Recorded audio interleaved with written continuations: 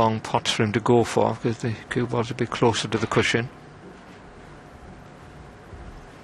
He's looking at the red to the right of the brown. I'm not sure if you can take that on for a pot. Maybe just playing safety.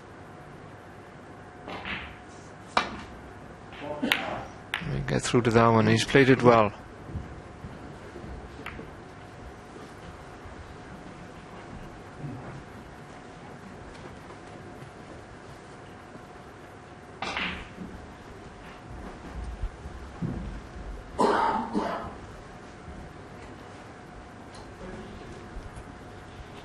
He's got to be a little bit careful here. There's a couple of safety shots he can play, but is he going to be tempted by the pot? I say a couple of safety shots, not easy returns back to the baulk end.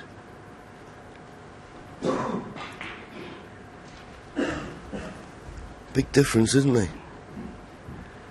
If Mark Allen wins this, he's only 1 frame behind. If he loses it, he'll be 3 frames behind. Massive frame this, and he decided to go for the pot, and he's missed it, and he's left his opponent with a good opportunity here. Close, but not in, and you can see the look on his face. That was a big, big shot.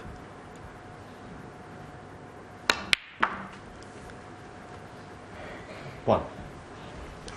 No safety shot on. It's always worth taking a pot on, but it is high risk, and as it's turned out, he's left You're playing with a chance now. Very clear-cut chance to win the frame.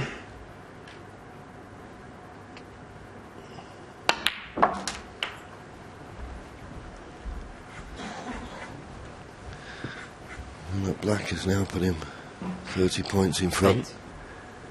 So he'll need 3 of these remaining reds. So not certain.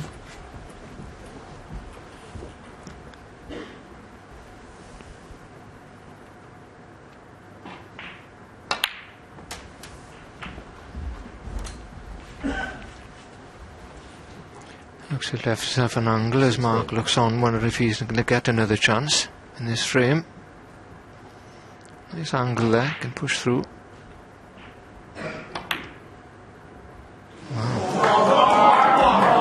Mark Allen 16. Chance gone by. He could have brought the other difficult red into play after potting the black as well. Just touched the near knuckle. We seen earlier on one of the reds going through the right hand knuckle as we look at it there, but when they hit the near knuckle, the left hand in the pocket is tend to stay out. And as John mentioned, they will get more difficult as the week goes on. The shine goes off the cloth and you don't get the ball slide in off the corners into the pocket.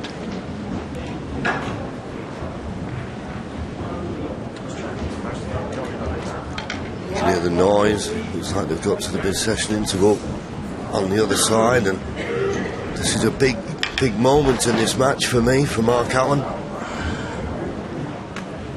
You've got to really concentrate now. You can see people in the background just stretching the legs. They've been watching the match on the other side. What's he playing here? Is he going to pot this red and try and bring these other 2 reds into play? It was a risky thing to do. It was a risky thing to do. And, okay, you can say unlucky. But I always remember Eddie Charlton saying, never try to bring a red out off a red. Because the problem is, you may not be on the colour. And he's brought them out beautifully. But he's not on a colour. Eddie Charlton's he said never put side on the ball as well, and don't fluke against me. Yeah, he wanted to have nomination snooker, didn't he? He had to nominate the pocket. Now, big decision to make here.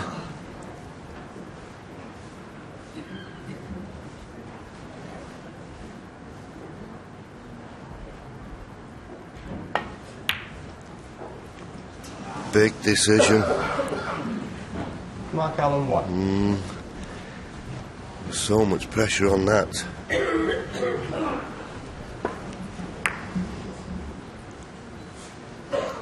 Obviously, this red goes, so I don't think Mark Allen will get many more chances in this frame, if any. 1.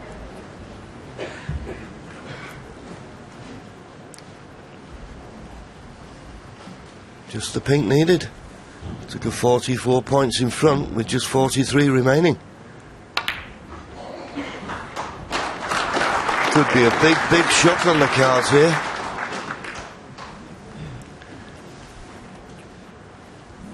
Seven.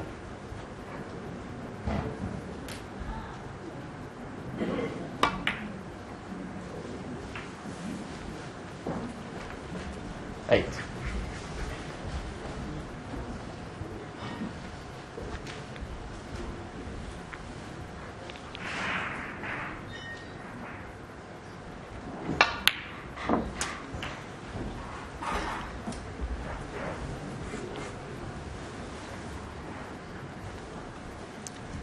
You see the scores, so it's going to be 3-1 in this session to Yu Peng, taking him from 5-4 in front to 8-5. 14. Hasn't quite done it in the same style that he did in the first session when he played exceptionally well. He still made his first 100 in this session in the Crucible. And that's a landmark for any snooker player. Oh wow. I'm not sure if he played that one off the knuckle, but let's give him the benefit of the doubt.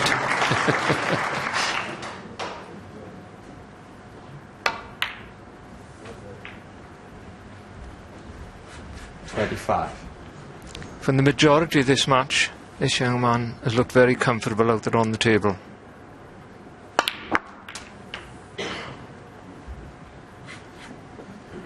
29.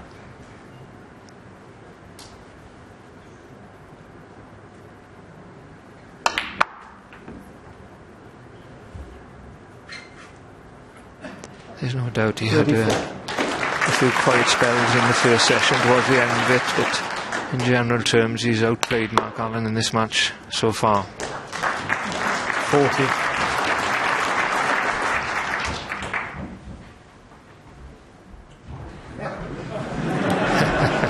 40 and the frame fair. It was leaving CAO on the table, he got a bit mixed up then. Mark was having a bit of fun, but anyway, he's not smiling that much because he's 8-5 behind. Yes, indeed. And guys, he had an interesting choice there, because after obviously getting out the long tackle and putting that red into the corner pocket, he wasn't on a colour, and that's where his problems seem to begin here. Yes, well, I mean, if you look at the situation now, and he was enough points in the game, he could still win the frame. He's out of position, and you've got to look at the situation as how much value is there in trying to pot the green. It's a risk-reward situation. If in potting the green he can guarantee to clear the table, and I mean absolutely guarantee to clear the table, then perhaps you'd risk a very missable shot like this green. But with that red on the side cushion, it was no certainty. So all of a sudden, he's risking a difficult shot. If he misses it, he basically gives the frame up for his opponent. Yeah. It's a very low-value shot. Yeah. I think the problem was, of course, he just played a lovely shot on the red. I mean, John Virgo in comments suggests it's not the done thing, but in our opinion, he had to play the kiss of two reds out to try and get back into the frame. He was 30-odd points behind. I think he was so disappointed he wasn't on the blue properly. He went all out for the green, but that green was a 5 out of 10 shot. And as Steve mentioned, play safety shot, you're still in the game, and he probably might have even still not gone to win that frame. Wrong choice, wrong time. You were a bit of a risk taker at the table. Very much so. Would you have gone for it? No, I wouldn't have gone for that. Okay. Steve went for a green like that in the final of the Mercantile semi-final of the Mercantile when I beat him. He went for a green in the middle. Do you remember that? Anyway, Yes, I do. I do. shouldn't have gone for it. Shouldn't have gone for it. I do. Modern day players pot a lot of balls. No problem with that. But there still is the time to go for the big one and not. Okay, risk That wasn't reward. the time. Yeah, especially in the Mercantile, by the way. Don't you forget it. I know. He won't let you forget it.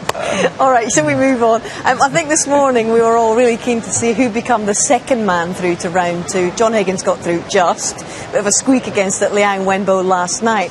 But when the concluding session of the match featuring former croupier, world number 12 Martin Gould, and his opponent, world number 68, it's Dave Gilbert, who, if he hadn't qualified to play at the Crucible would have been potato picking on his dad's farm. Now, Gilbert brought in a 6-3 advantage to this concluding session, but was he ready to give Martin Gould his chips?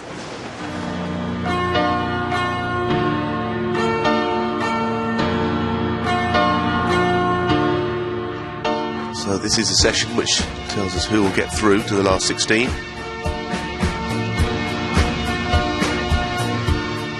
Amazing. Absolutely amazing.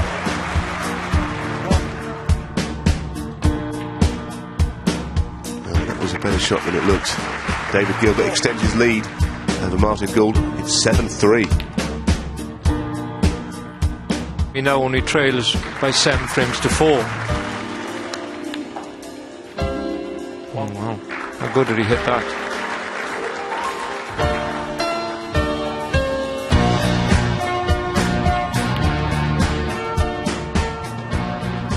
Never going to be an easy shot. A good break of 75, 8-5.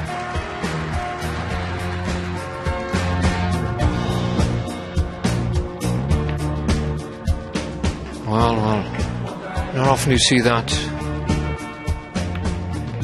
Let's get into that vital stage of this match. There's Dave Gilbert there that clears up with that 42 break. Just needing 1 for victory to go into the second round. Just what he wanted, a frame like this.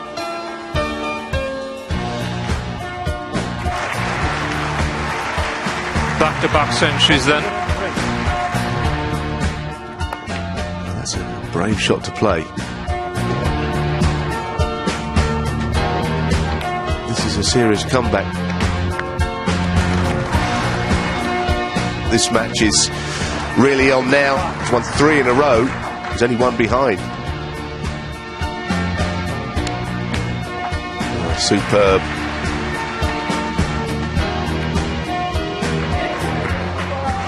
David Gilbert is absolutely thrilled by that.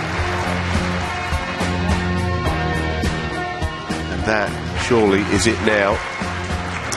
Generous applause there from Martin Gould, and look at that, what a wonderful moment. But it is David Gilbert, it's the biggest win of his playing career. He's through to the last 16 of the World Championships. I thought I played really well first session. You know, I thought I handled myself well, got on with it, and just tried to enjoy it, and that happened today.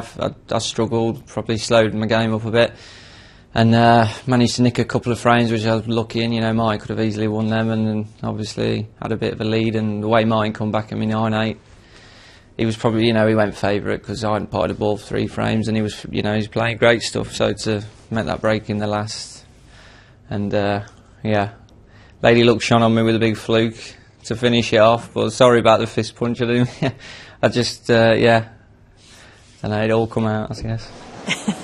Well, no wonder, and I know that Martin Gould was very generously and warmly shaking his hand by the end of it. So well played to Mr. Gilbert. He goes through to play either Neil Robertson or Ken Doherty will be finishing off their first round match this evening.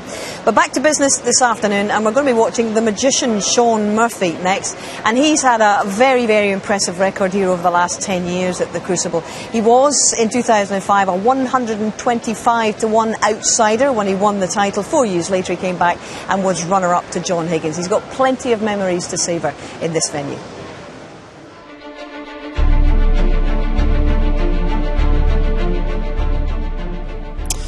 My first memory of the Crucible is going to watch Peter Ebdon make his debut there against Steve Davis in 1992. I remember thinking it was massive, and then a few years later when I got there to play, thinking, wow, it's really small. I think everything, when you're 9, as I was then, you know, everything seems much bigger.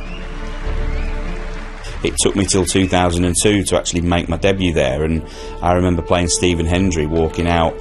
It's still the most nerve-wracking moment of my life, except maybe my driving test, and being so nervous, pouring some water into my glass and missing the glass. You know, this is before a ball's been hit, and yeah, I think I did well to win 4 frames.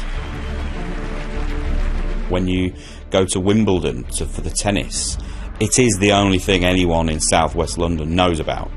No one else is interested in anything else. and I think it's just right that for our World Championships